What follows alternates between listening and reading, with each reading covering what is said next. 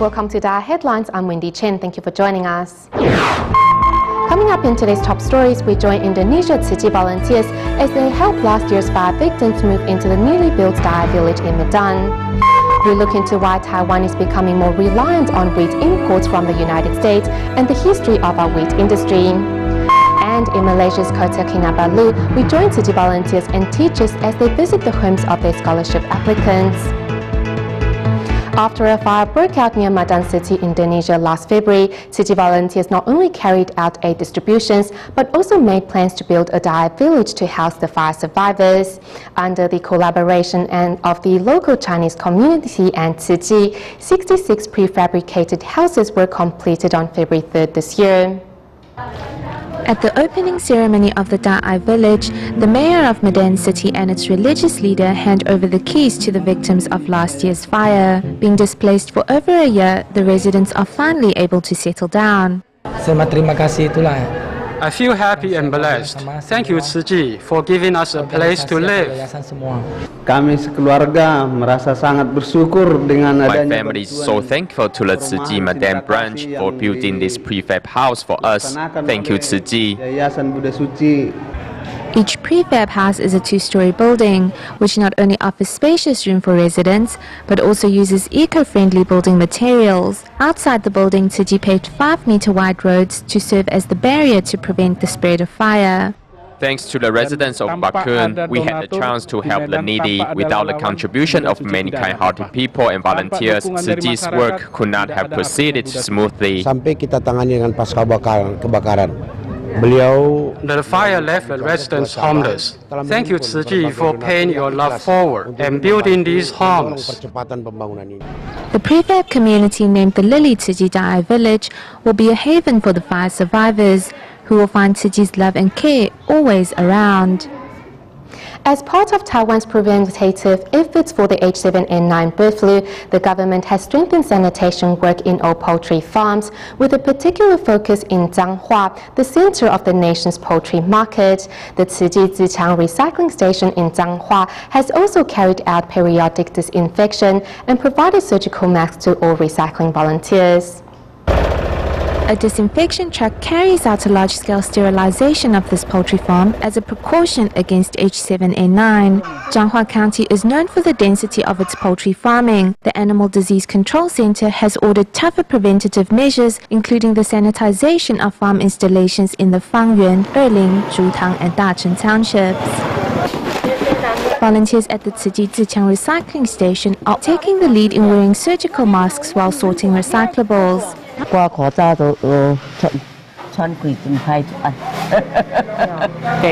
It's difficult to breathe with a mask on, but we must keep it on regardless for our own safety. We should protect ourselves. With the weather hot and humid, even covered in sweat, wearing surgical masks is a non-negotiable requirement for volunteers. Sometimes it falls off and I get lazy to put it back on. I never had the habit of wearing surgical masks, but if we need to wear it now, we should all cooperate. For some of them, it's a hassle to have the mask on the whole time because they're not used to it and it makes them hot. For the sake of our own safety, it is best to get into the habit of wearing surgical masks for one's own protection. As the recycling work comes to an end for the day, volunteers spare no effort in carrying out disinfection work of the recycling station. In Taiwan, since September of 2012, DaAi PV has been airing Bodhi Mind to promote Buddhist teachings through Taiwanese opera. Starting from April 22nd this year, the show will be joined by Sun Cuifeng and her fellow performers.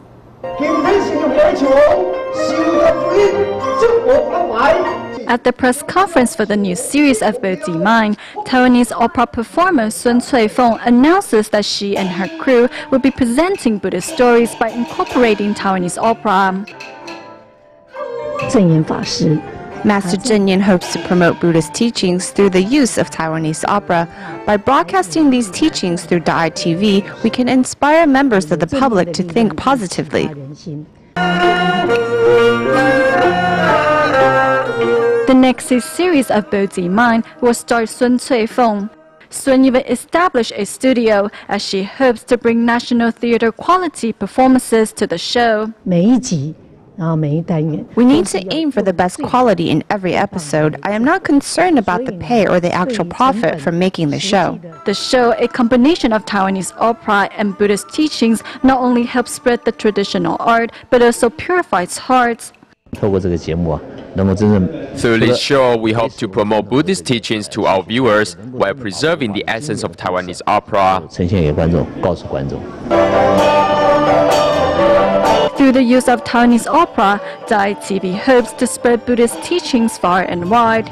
Furthermore, the new series will be filled with professional performers, bringing viewers performances beyond their imagination.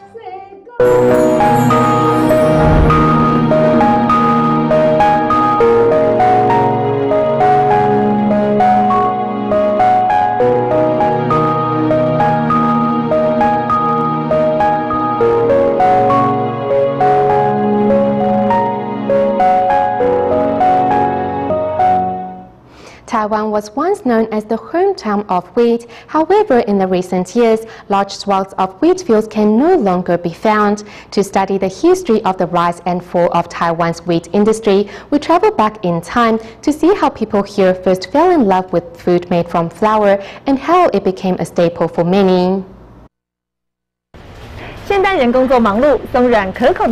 People nowadays live a busy lifestyle, and many opt to eat bread as breakfast. Delicious steamed buns are a favorite in Chinese cuisine, and no one can say no to biscuits for an afternoon snack. All the above-mentioned food are made of flour, which comes from wheat. Noodles are also one of the staple foods here in Taiwan. Second to rice products, most of Taiwan's wheat is imported from abroad, with the imports taking up 99.9% of the wheat market. Despite a level of consumption that is nearly as large as rice, the nation's wheat production is nevertheless small. In 1960, Taiwan's wheat fields took up a total of 25,000 hectares. However, today there are less than 300 hectares left. Starting from northern Taiwan, Yuanli of Miaoli has 30 hectares of wheat fields. Daya in Taichung has nearly 100. Dongshi and Xingang of Jiayi have 35, and another 33 hectares can be found in Xuejia of Tainan. On the east coast, 20 hectares of wheat fields are found in Hualien and Taidong.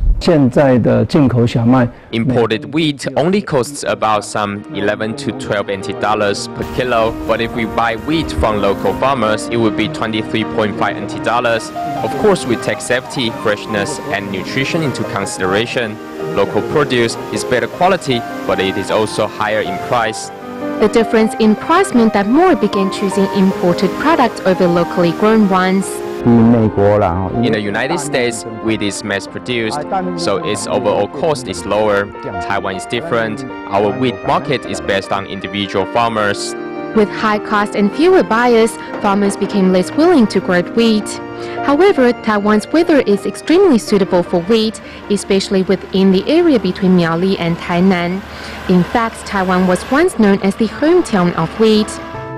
In 1954, the US government began aiding Taiwan by providing nutritious lunch meals. In 1967, wheat from the US was allowed into Taiwan, and its low price had a direct impact on Taiwan's wheat market. In 1970, the large amount of imported wheat, corn and soybeans saw a decrease in the number of wheat farmers.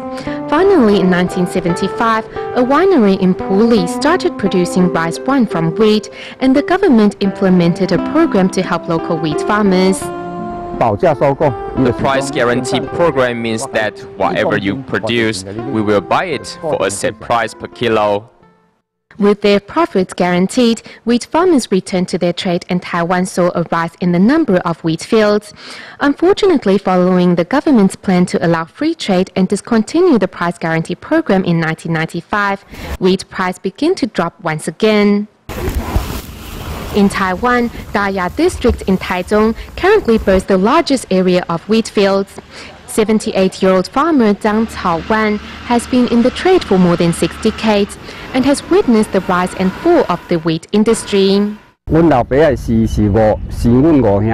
father has 5 sons and we all learned how to grow wheat. Even after my father passed on, we continue growing wheat and we always remembered the methods he told us. Many wheat farmers like Zhang Chaowan have nothing but passion for what they do, and thus came together to promote the crop and even established a class to teach others the history behind Taiwan's wheat trade. We supply all of our wheat in DaAi to the Jinmen Gaoliang Liquor Company. We ferment the wheat to provide seeds for them. Over the years, DaAi's wheat culture gradually made a name for itself and has attracted countless tourists each weekend to come for a visit. Wheat is quite unique and rare to find in Taiwan. It happened that there was an event promoting wheat, so I came here to take some photos of this plant, which is considered rare. If we didn't launch a program to promote wheat, it might really fade away eventually. The wheat culture program not only helps promote local produce, but also brought tourists to the area. Some food factories also began partnering with farmers to design souvenirs made from wheat products. When people travel to DaAi, they will think of wheat and our wheat culture. This is the element we have created to raise the value of our local products. Farmers, agricultural associations and food companies are now all working together in hopes of one day reviving Taiwan's wheat industry. Moving to China's Guangdong province, besides inviting Tzu Chi volunteers to teach Jingxi aphorisms, teachers and students from the Dongguan School of Electronics and Technology also followed them on a visit to the local nursing home to learn the principles of life and the importance of family bonding. Bringing care not only requires a heart of love, it also requires preparation. Students of the Dongguan School of Electronics and Technology joined Tzu Chi volunteers in bringing energy and spunk to this nursing home. One grandma stands up to join in the dance, expressing her delight. This intimate interaction between the seniors brought back many fond memories for Zhao Gang. It has been about 3 or 4 years since I saw my grandparents. To have the opportunity to visit these seniors makes me miss my own grandparents. Although my grandparents passed away some time ago, I have always been fond of elderly people. I always visit the elderly and chat with them when I'm back home. They're very friendly and welcoming. Carefully trimming the nails of the seniors, homeroom teacher Yang Zaiming says it is the first time he has felt such happiness interacting with seniors. As I was trimming their nails and as the calluses fell off their hands, it made me realize that time really flies like an arrow. When I grow old one day, I wonder if there will be someone to help me trim my nails like this. Chinese tradition is founded on some 5,000 years of culture. We always speak about loyalty, filial piety, benevolence and righteousness, so I'm really here to learn today. Although some students didn't fully understand what the seniors were saying, their sincerity and efforts, however, bridged the distance. To help teachers incorporate Jingxi aphorisms into their curriculum, the Tzu Chi Teachers Association in Northern Taiwan organized a training seminar where teachers with decades of experience were invited to share their knowledge and expertise.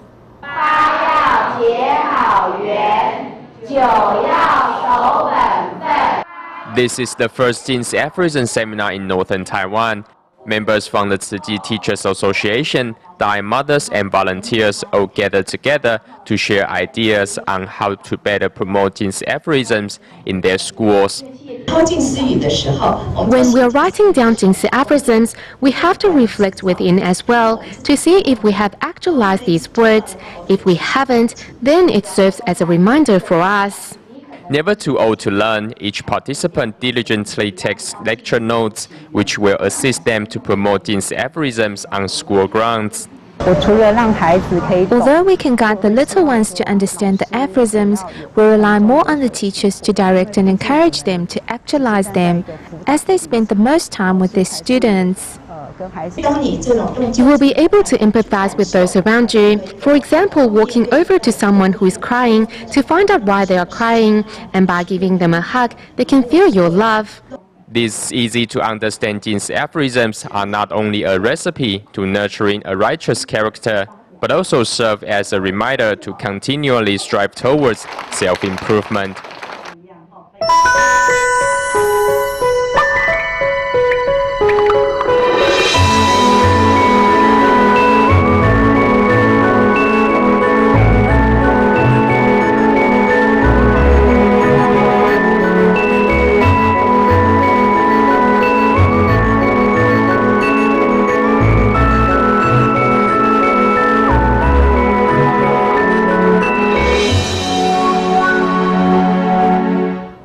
Migrant workers in Taiwan are sometimes faced with unfair treatment. Stepping in to make sure their rights are not being overlooked is Yuriam Shi, a foreign spouse from the Philippines. She had personal experience in her rights being taken away and since then has been fighting to give international workers in Taiwan a voice.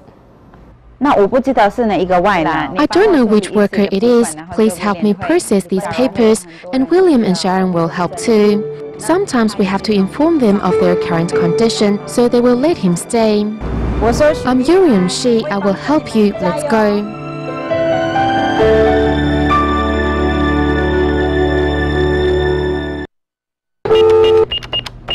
Yuriam Shi is a staff member of Taiwan International Workers Association. She was born in the Philippines and later married a Taiwanese. Tiwa is a home to these workers. There are many international workers here, not just from Indonesia or the Philippines. We have Vietnamese workers too. We had workers from Thailand before as well. She has many tasks at hand, so her phone never stops ringing.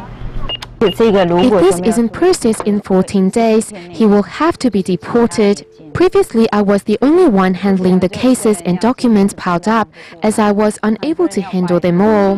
When the Taiwan government opened the gates for migrant workers to legally work in Taiwan, many flooded the country, taking jobs that local residents didn't want, found too difficult, too dangerous, too low paying, or those without possible workplace advancement. It doesn't matter if you're a foreign worker or a foreign spouse. The main problem really is the language barrier. Think about it. If you have a problem and need help, but are unable to convey clearly of what your issues are, isn't that a really big problem? When she first came to Taiwan, she worked for an employer whose factory closed down without first paying her back salary. At that time, even having enough to eat was an issue.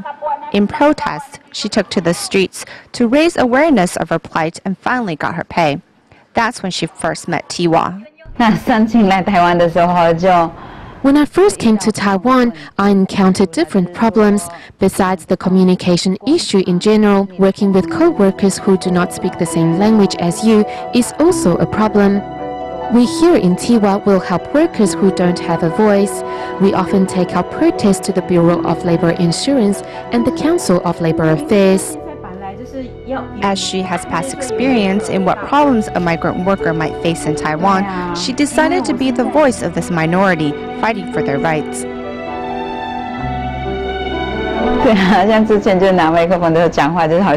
the beginning, when I would hold the microphone, it would seem like I wasn't able to speak at all, but now I'm not as afraid, as I have more experience. Besides lending a hand in street protests, she often accompanies those workers who have complaints to file. Although most of the time their filed complaints are met with no resolution, Yuriam Shi vows to continue to fight for the rights of minorities in this country she now calls home. In Kota Kinabalu of Malaysia, as city volunteers will be handing out new shoot scholarships to needy students very soon, they invited school teachers to join them on a trip to the homes of scholarship applicants. Seeing the living environment of these students, teachers promised to encourage their co-workers to join their ranks and help the students when they return to school. As Malaysia, Tzu volunteers will be handing out new shoe scholarships to needy students very soon. Volunteers travel to various places to visit scholarship applicants. This time the home visits are joined by two school teachers, Zhang Biyan and her husband. The two are responsible for preparing the documents used in the interviews.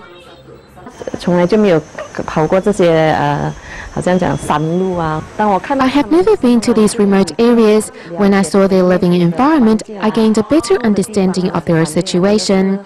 They're truly living in worse conditions than I thought. Mesti dapat tu 5A ya? Mesti dapat lah.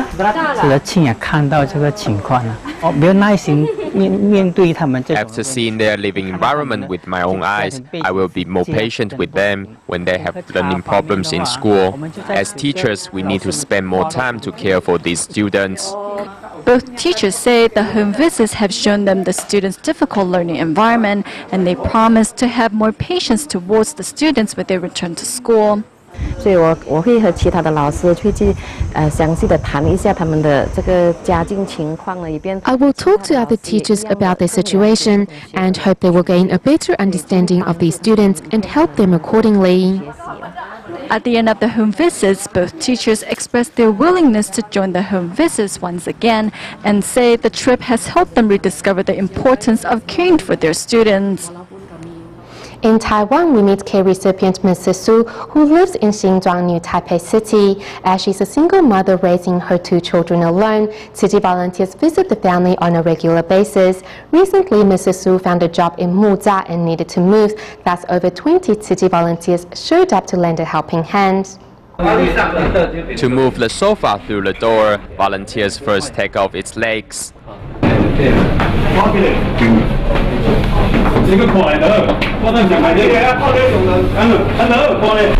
Today, the volunteers' mission is to help the care recipient move from Xinjiang to Muzha.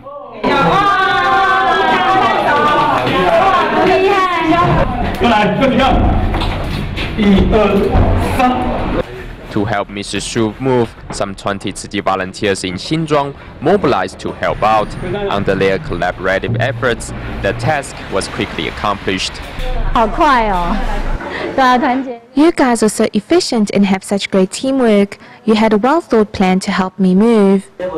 Mrs. Shu is a single mother who raises her 2 children alone. Her connection to Tzu Chi started after Tzu Chi began subsidizing her eldest daughter's tuition last August. What I saw was a strong mother who is not greedy at all. She always said the visits of the volunteers are her greatest blessings. When we asked her if she needed any subsidy, she said no. As a way to cherish the aid received from different organizations, Mrs. Shu keeps full records on the wall. She also keeps Tzu Chi's emergency cash to help other people when needed. Though she only earns 10,000 NT dollars a month, she still does her best to help the less fortunate. I feel happy and content. As the master says, work willingly and accept the results joyfully. Helping the needy makes me happy.